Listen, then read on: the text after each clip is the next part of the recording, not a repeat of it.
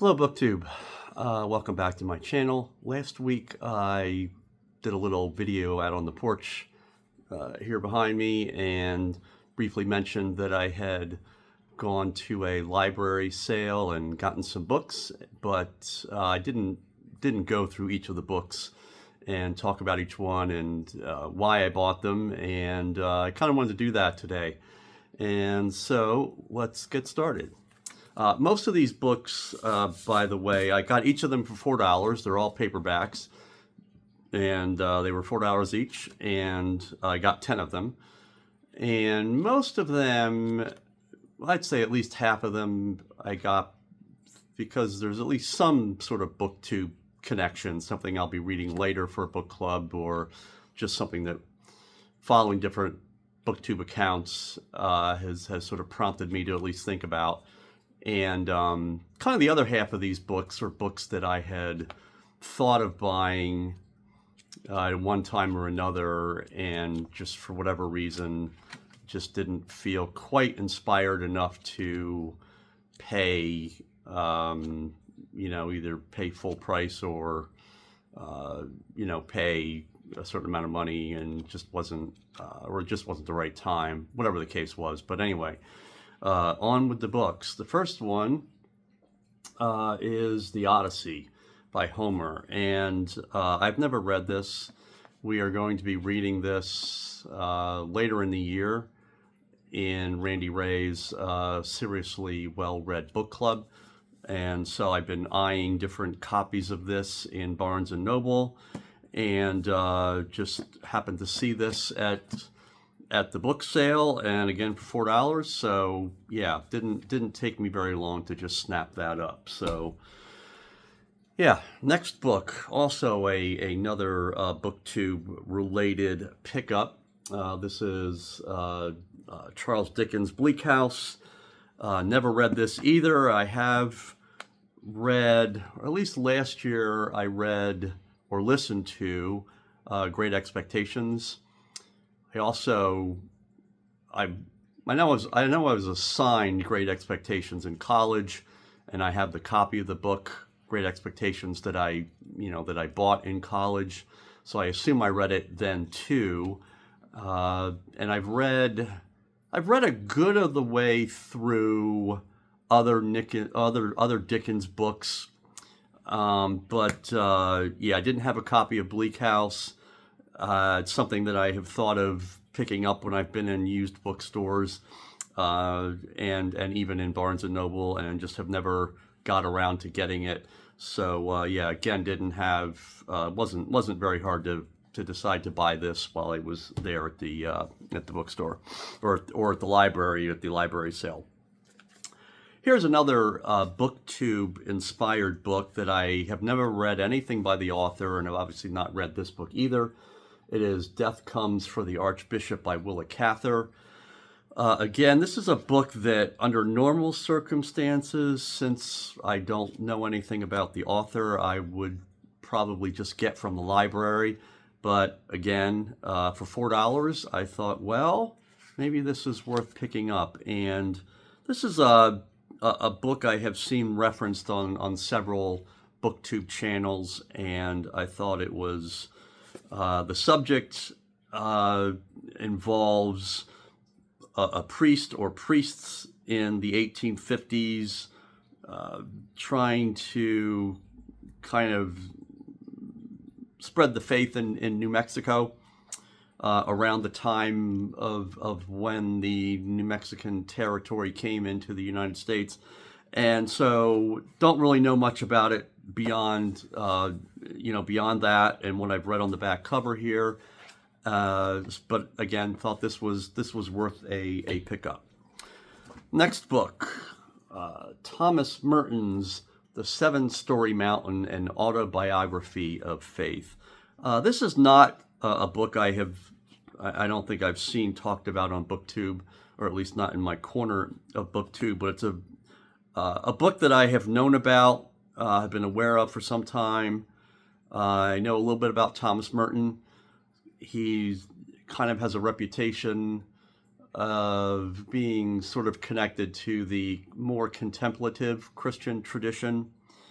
And this is a book that I have picked up a couple of times in used bookstores and have thought strongly about buying it. I think I might have actually gotten a copy of this from the library as well, and I don't know how far I got into it. But again, for whatever reason, I just have never... I've come close to buying it in the past and just thought, yeah, for $4, this was the right time to get this book.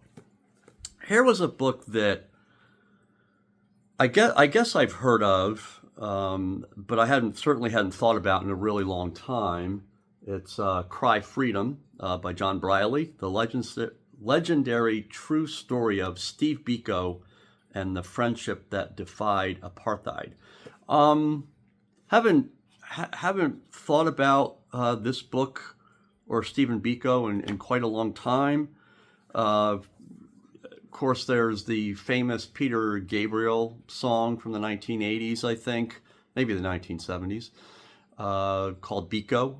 And of course, obviously, the existence of apartheid in South Africa and its eventual ending, was during my lifetime, so I know a little bit about it. And I think maybe just a little bit because I know Riff Raff's Reading Renaissance that's Mike from Riff Raff's Reading Renaissance. I think that's his name. He is based in South Africa and has featured books from South Africa in his channel. Maybe that kind of was somewheres in the back of my mind in thinking of getting this book. And it's not a real big book. Looks like it's about 260 some pages, but it's a subject area I know a little bit about, but not much, and have never really read anything about. So again, this just seemed like, wasn't a book I would have gone into the store thinking about. Wasn't a book anywhere near, my to-buy list, but, again, for $4, Cry Freedom by John Briley. And it is a Penguin book, a Penguin classic, I assume. Next book, Quiet. The Power of Introverts in a World That Can't Stop Talking by Susan Cain. New York Times bestseller. I know this book has gotten a lot of really good reviews. And since I am an introvert, this is a book that I have gone into the bookstore and picked up a number of times. And just for whatever reason it has not quite crossed the threshold of a book I was willing to pay for or just felt like I really needed at that moment. When I have flipped through it, it looked a little bit kind of on the researchy side as opposed to being kind of stories about introverts maybe. And so again, for whatever reason, I just have, I've been interested in this book, but it has never risen to the level of me needing to buy it or me wanting to, pay anywhere near like full price for it. But again, saw this at the library sale and thought, yeah, for $4, this is worth having. This next book, Conquistador, Hernan, Cortez, King Montezuma, and the Last Stand of the Aztecs by Buddy Levy. This book, I am pretty sure I have a copy on Kindle, which I no doubt got for, a song, 99 cents, $1.99, something like that. But generally, I would much prefer having a physical copy of a book, especially paperback, to reading a book on Kindle. And so this is a book that's been on my radar but since I had the Kindle version, it wasn't something I was ever going to pay full price for, or, pay, anything I regarded as excessive to own it. But, for $4, yeah, certainly worth having a copy of Conquistador by Buddy Levy.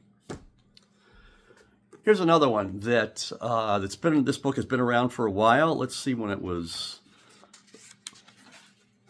published. 2014. This is The Life We Bury by Alan Eskens. This is a fiction book. And, I know I have looked at this book in the stores and online and have thought, yeah, this is a book that sounds interesting and that I think I would like, and just have just never got around to buying or borrowing from the library, and just saw it there at the book sale and thought, this seemed, hadn't thought about this book in a while. Although I think I did, it may in fact be on my Audible list, but haven't really thought about buying the book, certainly, in a while. This is The Life We Bury by Alan Eskens, but saw it last week and thought, yeah, it was probably worth picking this up. Two more books, and these are the Doorstoppers. These are the last two volumes of the Civil War trilogy by Shelby Foote. I owned the first volume of the series. I've had it for several years. And then at some point I decided to get the Audible or the audio version on CD. And so probably in the last 3 or 4 years, I don't know how long ago it was, but I did listen to this trilogy on audio, or at least a great deal of it. It's narrated by Grover Gardner, who's one of my preferred audio narrators. He's really good. But again, I only had, in physical copy, I only had the first book. And so here's the second one. This is Fredericksburg to Meridian. And then the final version is Red River to Appomattox. These are books that are I think I have seen these at nearly every used bookstore I've been to.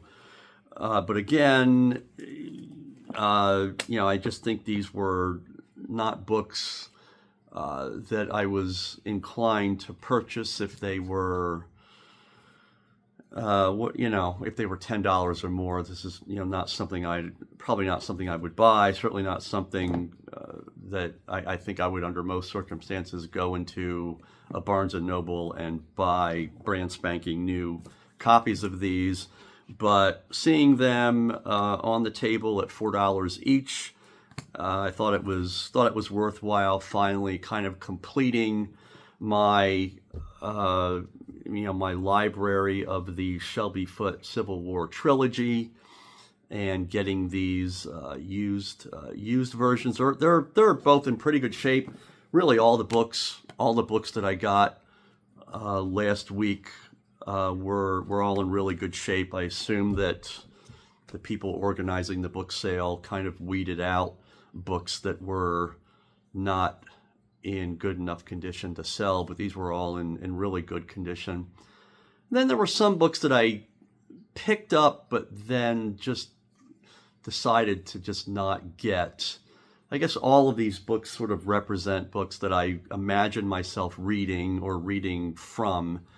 And so some books I just decided maybe there wasn't quite enough interest. I didn't buy any hardcovers. I generally prefer paperbacks. And so anyway, kind of a good mix of stuff here. At least, a couple fiction works, mostly nonfiction, and some books that I had thought about getting for a while. And am happy to add those to my collection now. And now that I've done this video, I can just put them away and find a home on my shelves for these books. I recently unhauled 75 books I had, and so hopefully I've got a little bit of space on my shelves to put these away, or to put them on my TBR to read them in the next few months. So anyway, thanks for tuning in, Booktube, and I will talk to you later. Bye-bye.